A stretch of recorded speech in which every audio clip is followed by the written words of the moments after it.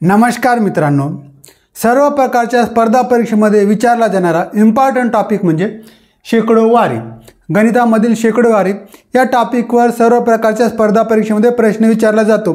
Police भरती म्हणा, forest भरती म्हणा, MPSC, UPSC, 5वी 8वी स्कॉलरशिप परीक्षा, NMS परीक्षा, CTET, TET अशा सर्व प्रकारच्या स्पर्धा परीक्षेमध्ये या टॉपिकवर प्रश्न असतो। तर या व्हिडिओमध्ये आपण शेकडोवारीवर आधारितच काही उदाहरणे अभ्यासणार आहोत। तरी चॅनलवर नवीन असल्यास चॅनलला सबस्क्राइब करायला विसरू नका आणि हा व्हिडिओ तुम्हाला आवडल्यास व्हिडिओला लाईक करून तुमच्या मित्रांना शेअर करा। तर पहिला उदाहरण आहे 7200 चे किती टक्के म्हणजे 216 होय। पर्याय A आहे 210%, पर्याय B आहे 216%, पर्याय C आहे 3% आणि पर्याय D आहे 4%। तर यापैकी बरोबर उत्तर काय आहे? तर बघा, शेकडोवारीचे प्रश्न सोडवण्याकरता आपल्याला शेकडोवारीचा सूत्र माहित असायला पाहिजे, परंतु या उदाहरणामध्ये बघा आपल्याला टक्के म्हटलंय। किती टक्के म्हणजे 216 होय। तर टक्के म्हटलंय तर याकरिता आपल्याला सूत्राची काही आवश्यकता नाही। या उदाहरणामध्ये बघा 7200 चे किती टक्के म्हणजे 216 होय। तर आपल्याला इथे टक्के काढायचे आहे। तर किती टक्के? 7200 चे x टक्के म्हणजे x टक्के बरोबर 216। बघा, आपल्याला किती टक्के हे माहित आहेत का नाही ते काढायचे आहेत, म्हणून आपण तिथं x घेतलं। तर बघा 7200 चे इथे चे आलाय म्हणून 7200 गुणिला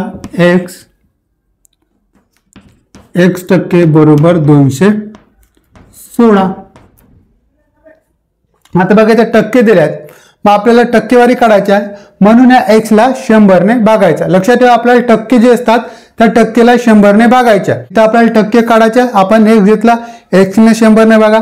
समजा आपल्याला 10%, 20% दिले असेल तर त्यांना आपण 100 ने भागायचं। 7200 गुणिला x बरोबर 7200 गुणिला x भागिला 100 बरोबर 216। आता यांचं कॅल्क्युलेशन केलं तर हा 0 कटला, हा 0 कटला, हा 0 कटला, हा 0 कटला, राहिले का 72 गुणिला x बरोबर 216। आपल्याला x ची किंमत काढायची आहे, x काढायचे काऊन? कारण x म्हणजे काय? टक्के, आणि आपल्याला टक्के काढायचे।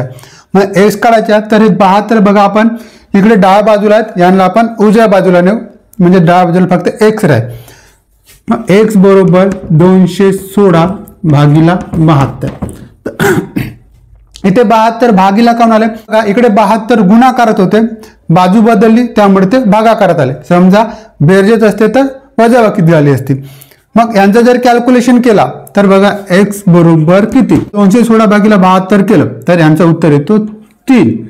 म्हणजे x बरोबर किती आले? 3। तर x म्हणजे काय? टक्के।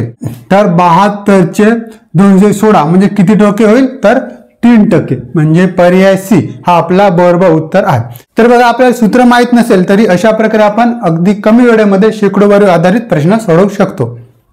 नंतरचा प्रश्न आहे 125 चे 20% म्हणजे किती? पर्याय आहे 10, पर्याय B आहे 20, पर्याय C आहे 60.2 आणि पर्याय D आहे 25। तर 125 चे 20% या उदाहरणामध्ये बघा आपल्याला टक्के दिलेले आहेत। मग आपल्याला 20% म्हणजे किती हे काढायचे आहे। 125 चे 20% म्हणजे किती होतील ते आपल्याला काढायचे आहे। तर बघा, अगोदर आपण जे दिले ते लिहून घेऊ। 125 चे 20% म्हणजे किती? तर आपण ते समजू x, ठीक आहे, x। तर आपल्याला x काढायचा आहे, मग x बरोबर काय? 125 चे, तर बघा चे दिलाय, चे म्हणजे काय करायचं आहे? गुणाकार करायचा। आणि टक्के अगोदरच्या उदाहरणामध्ये आपण बघितलं टक्के म्हणजे त्याला आपल्याला 100 ने भागायचं आहे। अगोदरच्या उदाहरणात x होता, त्याला आपण 100 ने भागलं। या उदाहरणामध्ये 20 आहे, या 20 ला आपल्याला 100 ने भागायचं आहे। मग 125 गुणिला यांचा गुणाकार 20 भागिला 100। बघा टक्केला आपल्याला 100 ने भागायचं आहे। मग हा 0 कटला, हा 0 कटला, राहिले का? तर 125 गुणिला 2 भागिला 10 यांचं पण कॅल्क्युलेशन होते। 5 1 5 आणि 5 दुने 10। यांचं कॅल्क्युलेशन झालं, राहिले का? 125 गुणिला 1 भागिला 5, 125 गुणिला 1 म्हणजे 125, 125 भागिला 5 यांचं कॅल्क्युलेशन केलं तर आपल्याला उत्तर मिळेल, एकची किंमत मिळेल.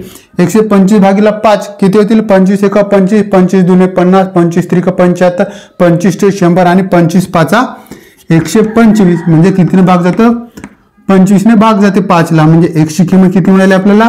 5. x हे आपल्याला काढायचे आहे ना, x हे आपल्याला काढायचे आहे म्हणून x ची व्हॅल्यू किती आली? 25. म्हणजे पर्याय डी हा आपला बरोबर उत्तर आहे. लक्षात ठेवायचे बघा, आपल्याला जे टक्के दिले राहते त्या टक्केला 100 ने भागायचं, उत्तर निघून जाईल. नंतरचा प्रश्न आहे 600 चे किती टक्के म्हणजे 240 होईल? बघा 600 चे किती टक्के म्हणजे 240 होईल. तर या उदाहरणामध्ये बघा आपल्याला टक्के काढायचे आहेत. टक्के काढायचे आहेत. पर्याय आहे 30%, पर्याय बी आहे 40%, पर्याय सी आहे 50% आणि पर्याय डी आहे 60%. तर इथे आपल्याला 600 चे किती टक्के म्हणजे 240 हे काढावयाचे आहे.